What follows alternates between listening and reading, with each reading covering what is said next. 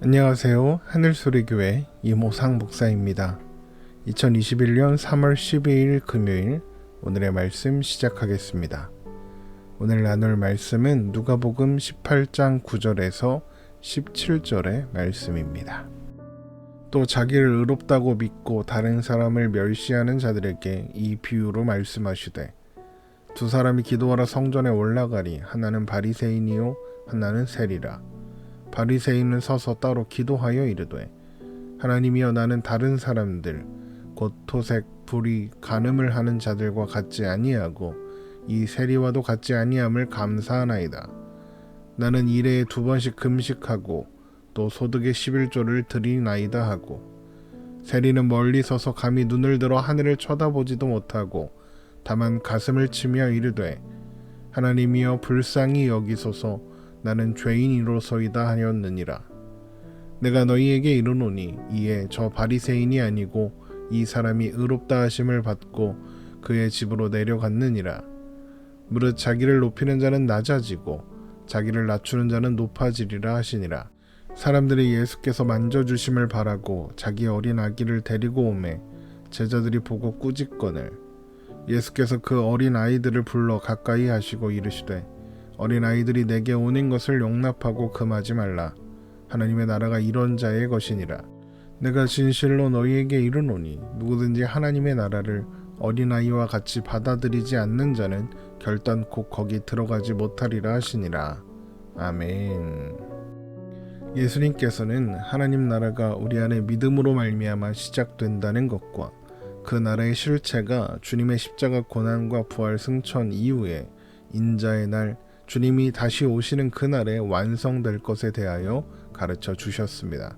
또한 주님은 주님께서 승천하신 이후에 주님께서 이 땅에 계시지 않을 때에 하나님 나라가 보이지 않아서 또 손에 잡히는 것이 없어서 하나님의 나라의 실존을 의심하거나 혹은 낙심이 찾아올 수 있다는 것을 아시고 불의한 재판장의 비유를 통하여 낙심하지 말고 하나님 나라를 소망하라 이렇게 말씀해 주셨습니다.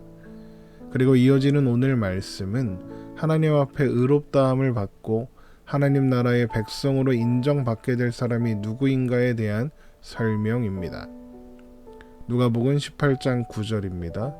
또 자기를 의롭다고 믿고 다른 사람을 멸시하는 자들에게 이 비유로 말씀하시되 아마도 자기를 의롭다고 믿고 다른 사람을 멸시하는 자들이 누구일지는 여러분들도 금방 유추하셨을 것입니다.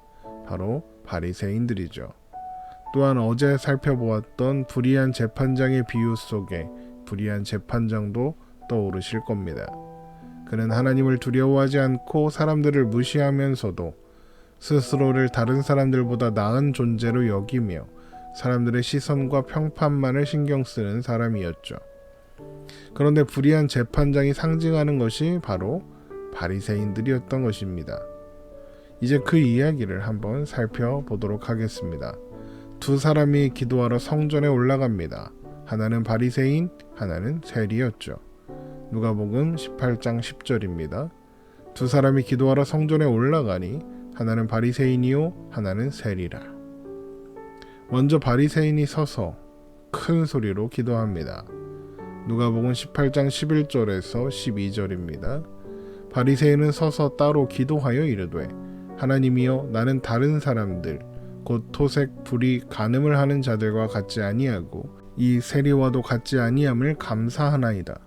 나는 일해에 2번씩 금식하고 또 소득의 11조를 드리나이다 하고 바리새인이 기도라고 주장하는 이것은 사실 기도라고 할 수 없습니다.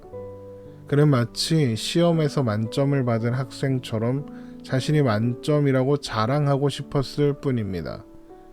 그런데 문제를 출제하고 또 정답을 정한 사람이 누굽니까? 그 자신입니다.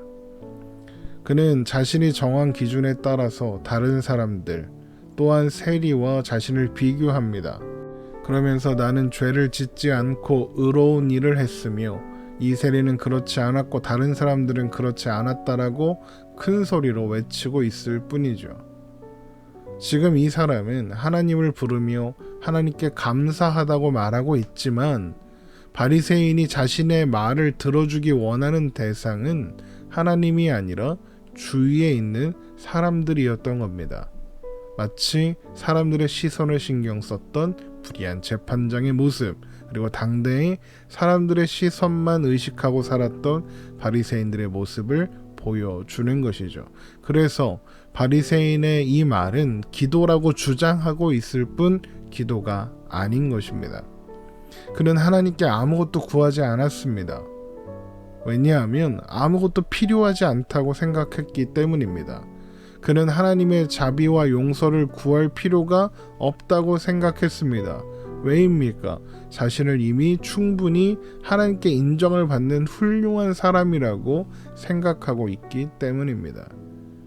그때에 세리가 멀리 서서 감히 눈을 들어 하늘을 쳐다보지도 못하고 가슴을 치며 기도하고 있었습니다.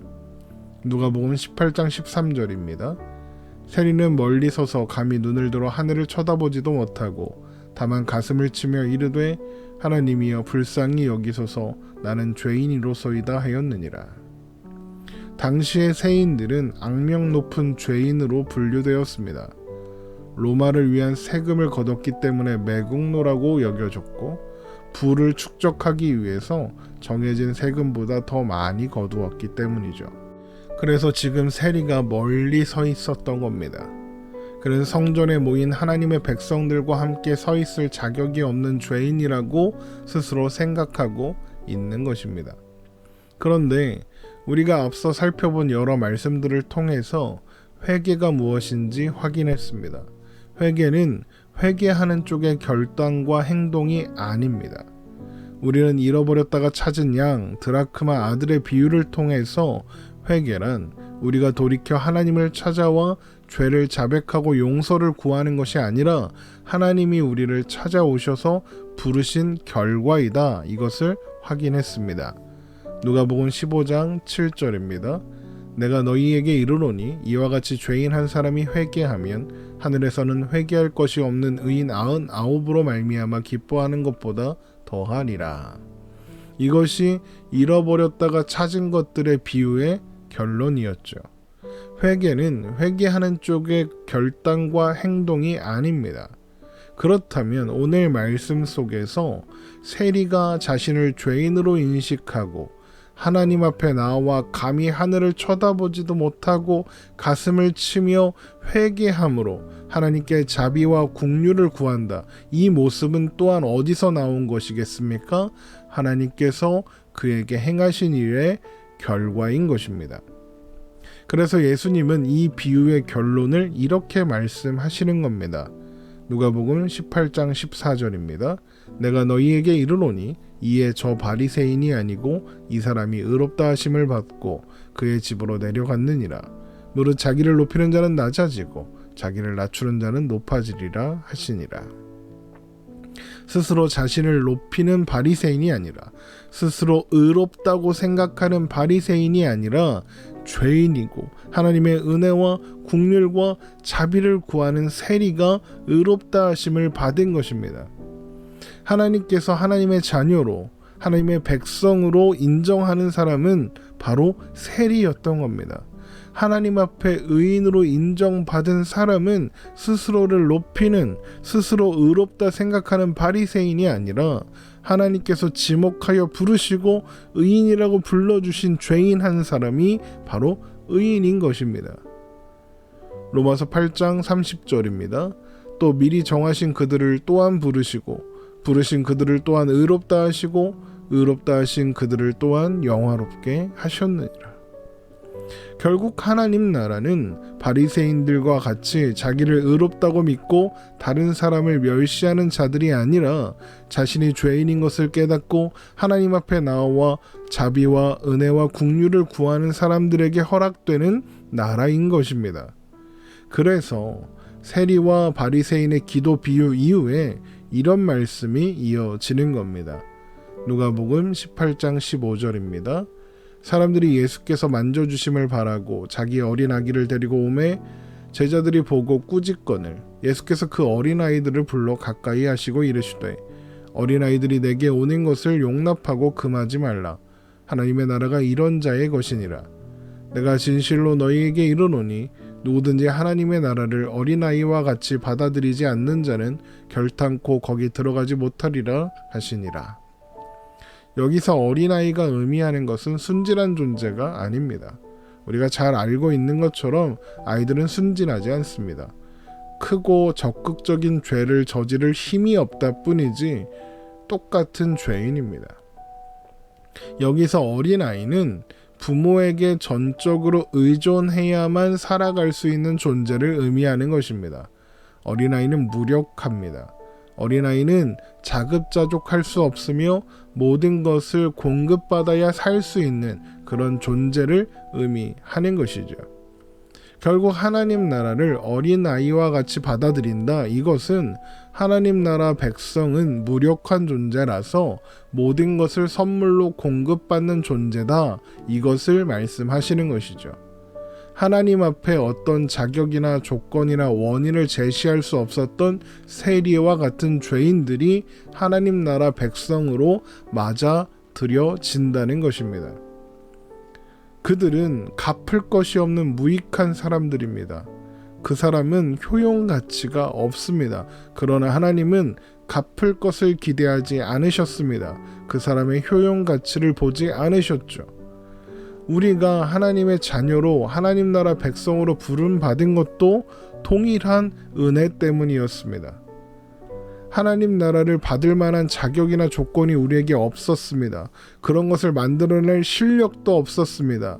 그런 우리를 하나님께서 먼저 찾아오셔서 은혜를 베풀어 주시고 그래서 우리 안에 믿음이 시작되게 하시며 그 안에 하나님 나라가 시작되게 하신 겁니다. 우리를 의롭다고 해 주신 것입니다. 그리고 이제 주님 다시 오시는 그날 우리는 완성될 하나님 나라를 보게 될 겁니다. 하나님께서 보게 하실 거니까요. 여러분, 우리는 그 나라를 소유한 사람들인 것입니다. 우리의 자격과 조건으로 소유한 것이 아니라 하나님께서 은혜와 자비로 부르신 결과로 주어진 것입니다. 우리는 그렇게 은혜로 하나님 나라를 선물 받은 사람들입니다. 우리는 하나님 나라를 소유한 자들이며 하나님 나라의 백성들입니다. 그 나라를 소유한 자만이 아는 기쁨과 만족과 평안이 우리의 삶 가득히 채워지기를 소망합니다. 오늘 하루도 주님과 동행함이 기쁨되는 그런 날이 되기를 주님의 이름으로 축원합니다.